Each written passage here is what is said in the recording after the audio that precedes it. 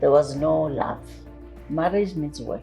You are the woman. Prove that my lobola didn't go out for nothing. We helped each other to where we are. We've done life. We are 45 years married. In July 1978, I had a relationship with another lady, Christian. So I'm sorted. So I thought, she goes to boarding school. She falls in love with her teacher. I got a call that she wants to see me, and I said to a friend, I'm going to meet my fate today. The silver cup was broken. So I have a contract with God, one-sided. We're going to do nothing about romance. July.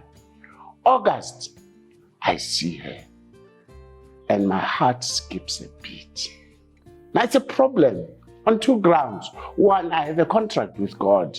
Two, I don't believe in love at first sight. I say, you lie. You can't fall in love with a person at first sight. And I did. The more I poured soil and water, the more I was pouring paraffin. And turpentine. And so December came and I proposed. Then she said, okay, you say you've prayed. I'm also going to pray. There was no love, but I felt. It always hurts when I hear that. Yeah, I know. But I said, okay, God, what's this? Because, then we were Christians and we meant it. I dreamed he had come to visit and he said, I'm taking you out to a movie theater. So I say to him, but where are we going? Where's this place? Because in front of us is a mountain with a very high peak. He says, yes, the movie theater is up there. He carried me on his back. Sounded like Survivor. So I asked my mother, and my mother says, your paternal grandmother had a similar dream for her to be married to her husband. Then in my solitude, I say, God, but this is not fair. I don't love the guy. Okay, if it's your will, at least give me just a pinch of love. The following morning, I went to work. I remember I was assigned to work in the theater. A call came in, Sana, phone call. I said, no, nobody knows that I'm in theater. Who could that be? It was him. And I find out that time that I actually love this guy. He says, I miss you. I said, I miss you too. He dropped the phone. The following day, he came to the hospital, and the rest is history. That was the 2nd of January, 1979. And we were married the following year in June. I asked for her heart. Yeah, and I said, you have my heart. There was the chemistry. The eye saw, the heart skipped a beat, and I knew. And which is why quite often we say to you young people, if a man is going to marry you, he knows. When you love somebody, you don't have a reason. You know you love them, but you can't pinpoint because of this and this. Because what happens if that reason gets removed? If she's pretty, her dimples, and she's in an accident. Yeah. Oh, what I love about this madam, sweetheart, is that she prays for me. She is forgiving. That's why she is untouchable, because she voluntarily forgave me. She's got that heart. I don't have it, but she's got it, and I'm a beneficiary of that. Gives people the benefit of doubt. Doesn't matter what anybody says about you, she gives you a chance for yourself. What I love about him is he's got a teachable spirit. You meet somebody who's still rough around the edges and all, but you bring a proposition, he is teachable. And in no time we gel in whatever. And then he is predictable. Each time I came back from writing exams when I was in university, on the last day, I knew we were going to celebrate that, and he has never changed in as far as that. He's the least attribute. Jerry can be stubborn. He stands but by what he believes, even if he's genuinely wrong, until proven otherwise. So I just let him. The matter proves itself. I'm not an argumentative person, and let's go around it and let it should take a natural course. The thing I like the least, or I don't like, is when my wife plays the Messiah for the kids. She's going to sacrifice herself for the kids. This morning I was saying to her, I'm not happy. I gave you money to be nice to yourself. Where's the money? Went to the kids. We knew immediately that we wanted to be together, that like we wanted to be married. In those days, when someone proposed, it was for marriage.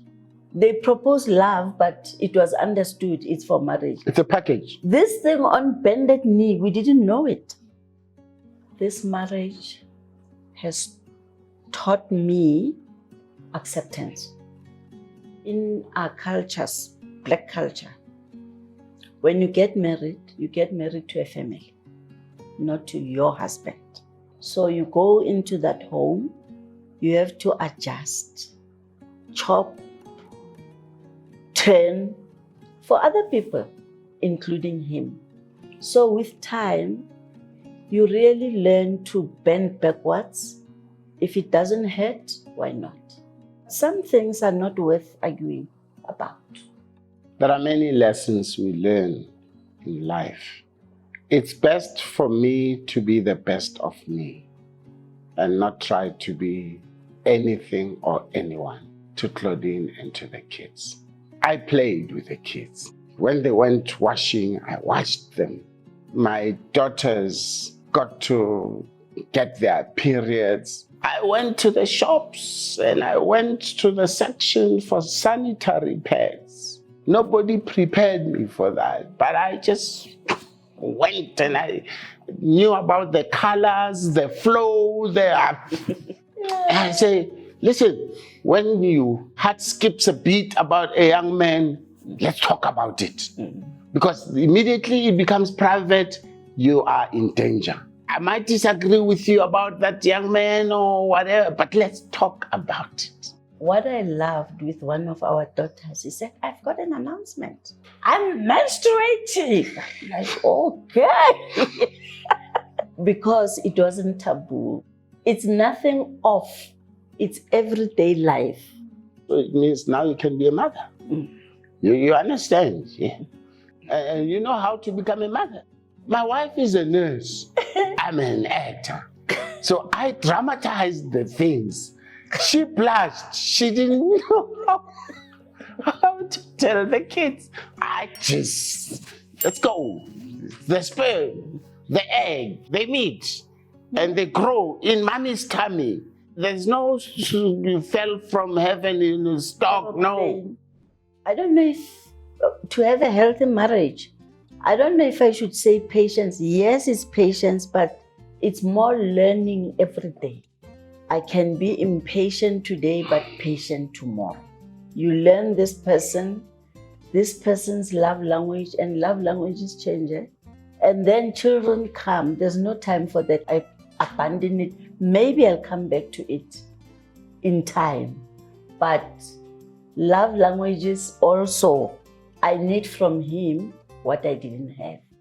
We do workshops, seminars, and so on. One lady says, my husband came home, takes his jacket off, white shirt off. For the first time, he goes and washes the kids. The kids are shocked.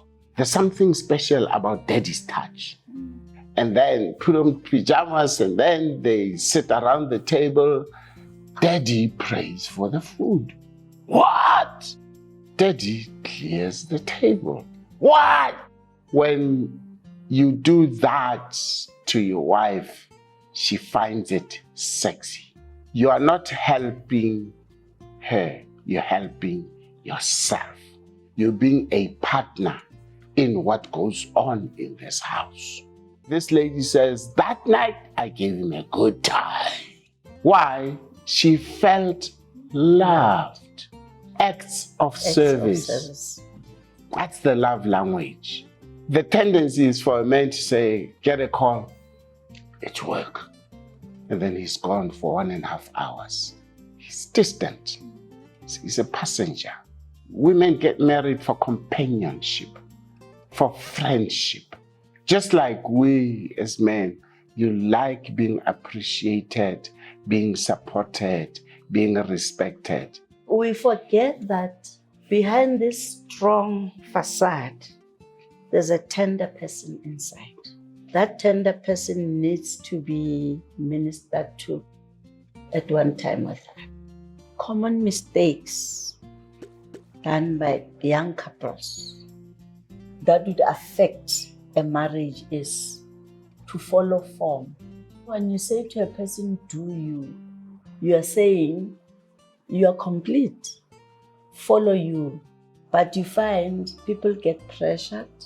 Young couples come together and soon they are looking across, oh, which car I want it, that handbag I want it. And we are not the same. We are all originals. So if people could appreciate the unique them, they would go at their own pace. Let's take the example of studies. People are rearing a young family. They are working full time. They are studying for an MBA. It's impossible. One must die. You are together. Sit down and say, in so many years, these are our goals and all. Be kind to yourselves. Start afresh, regroup, and everything. It's good to copy a good thing from other people, but let it not be a landscape. The desperation to change your partner. Quickly, for that matter. Microwave must change very quickly. The other side of the pendulum is you stubbornly hold on to something that you realize is killing your marriage. One of the statements I make quite often is you find males who want the benefits of men but the freedom of boys. You want always to be with the guys. Between Friday and Sunday, you're a problem with your watch, with your phone, with your car and everything.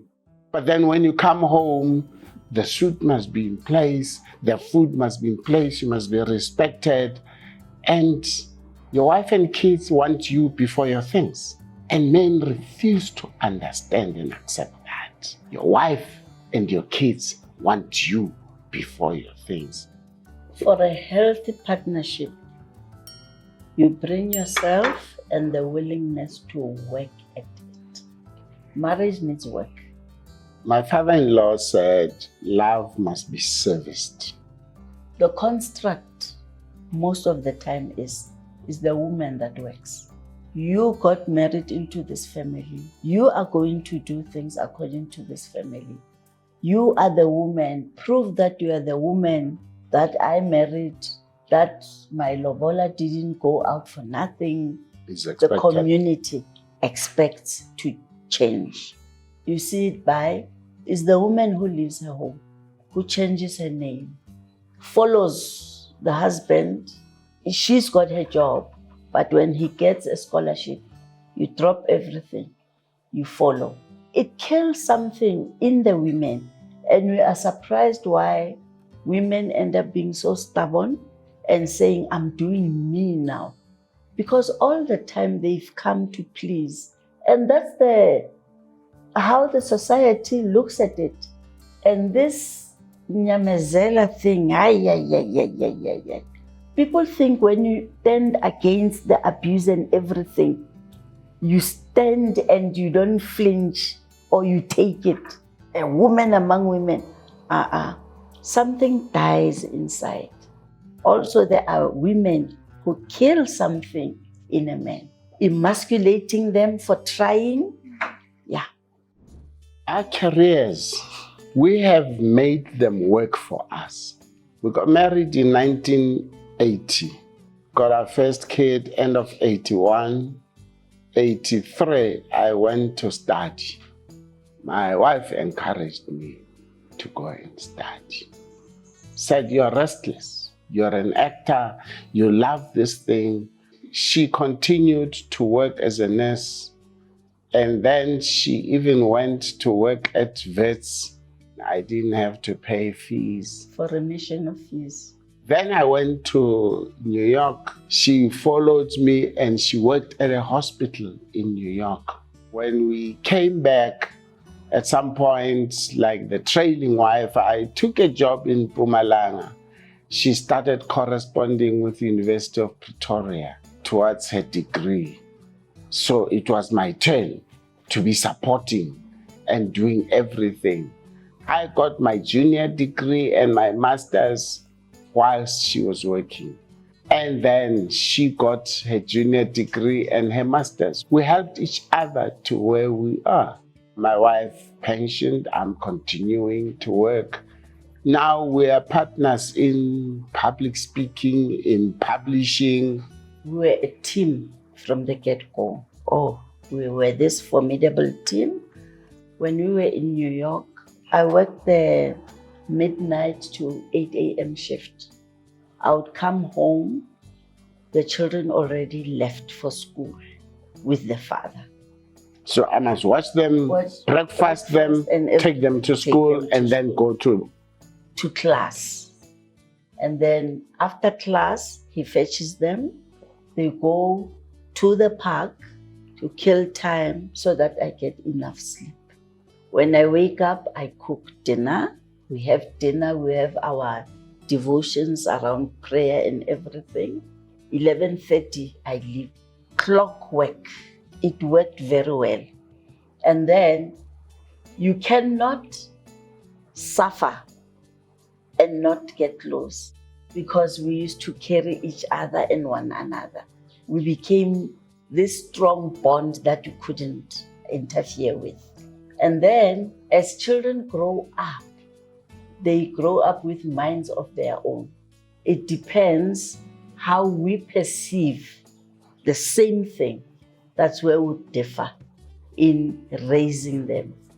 And that has led me to say, I prefer babies in nappies over adult children, because adult children wrestle with you and you find yourself having to fight for your space in your own home. But all in all, our children have given us such quality in understanding people.